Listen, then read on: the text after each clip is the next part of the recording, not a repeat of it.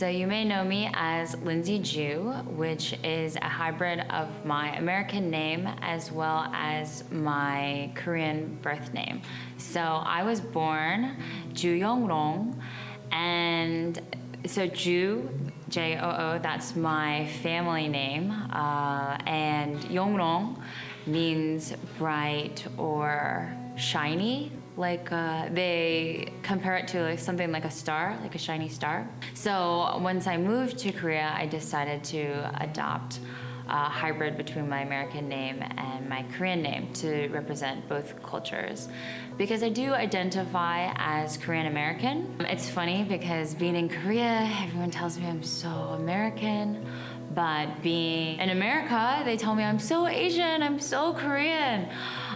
So it's just really interesting to see from others' perspectives how they, which category they like to put me in. So I started this channel originally to create a platform and to talk not only about blockchain, but also give a voice to female entrepreneurs.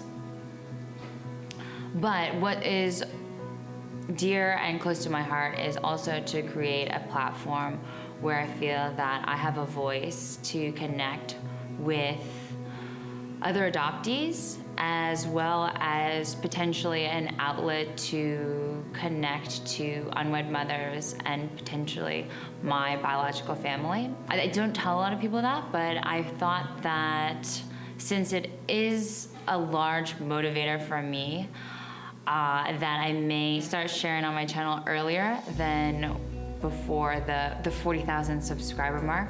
That was my original goal line for success, but I've received some feedback from fans and people watching that they think that I should start to release some of that content earlier.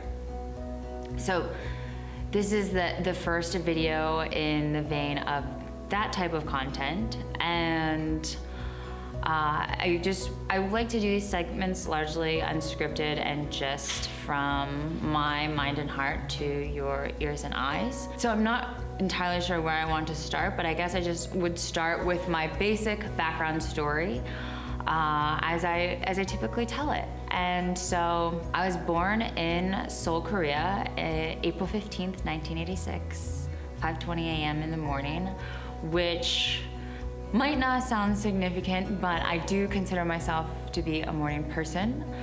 And it just so happens that I was born at 5:20. So the story that I've been told, I don't know if it's true or a convenient story for the adoption agency and the social workers, is that my biological mother was working in a factory or like a supply chain type place, which was really common in the 80s, the mid 80s in Seoul. A lot of folks in villages would come to Seoul in order to do like detailed handwork. So that might be like embroidery, that might be like wig lacing, that might be something like shampoo bottles and assembling, but they often chose women to do this part because of their delicate hands and because of their greater attention to detail than men. So I was told that my biological mother at a young age, she worked in this factory in order to make money and send it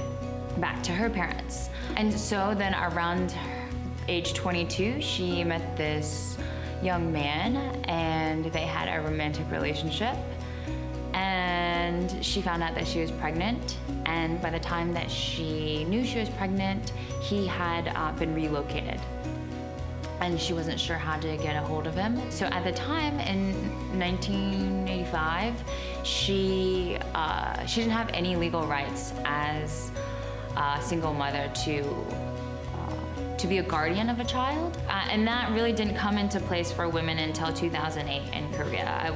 That law didn't formally change. So she really, I think, felt that she had no option. I believe that abortion was illegal, not to say that people weren't getting abortions in the 80s, but she did decide that she wanted to relinquish me for adoption.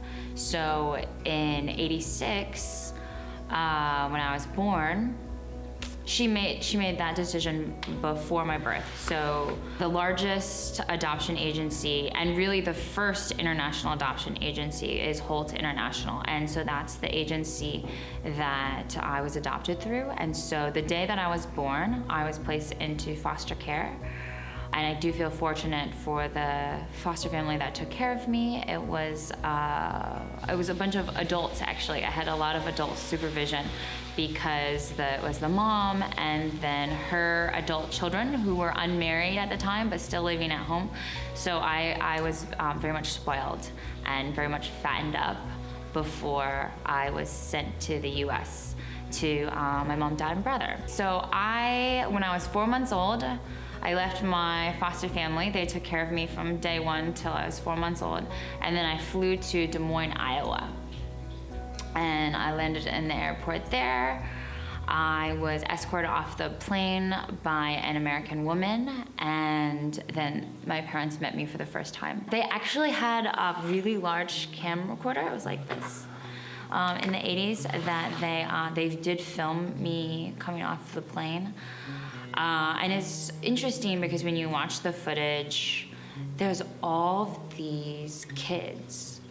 You see, there's just on the ground in the airport, you see these kids from Asia, and then you see what look to be Latin American kids that are in between the ages of toddlers and infants to maybe 7. And this is really large group, and so you just think oh, there must be a lot of kids that are getting adopted in Des Moines, Iowa. But actually, legally, there are only a few states of the 50 that you could legally adopt internationally and also fly into internationally, and Des Moines, Iowa was one of those places. So my parents at the time, they lived in South Dakota or near Sioux Falls, so that was the closest airport to them. I was raised with my mother, father, and my brother, and we also had a nanny because my parents worked full-time.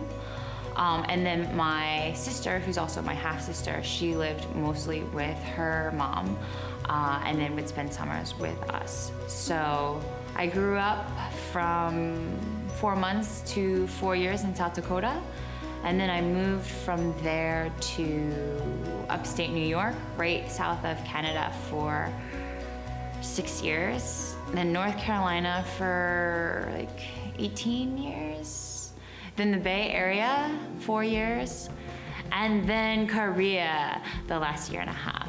That's just, I guess, the beginning, but I hope to tell more about my upbringing in North Carolina. I hope to tell what it was like to have an Asian best friend who I was very close with, and we were the only Asians within, oh gosh, I don't know, it felt like the whole state of upstate New York, but I'd like to talk more about that and what it's like being kind of a Gyeopo, or a Korean American, kind of an American raised by American parents, but with an Asian face in Korea. But yeah, I think there's a lot that I want to also say about my career path. But this is just the starting point, and if you guys thought that it was interesting and that I should do more of these videos now versus when my channel is more popular and I'm more YouTube famous, let me know. Otherwise, if I don't hear from you, I'm just going to continue on the blockchain route, because those are a lot of fun and those are a lot easier for me to do than this particular video, which is much more emotional for me and much more revealing to my real self and my private life. So just let me know, and I will talk to you guys in one form or another very soon.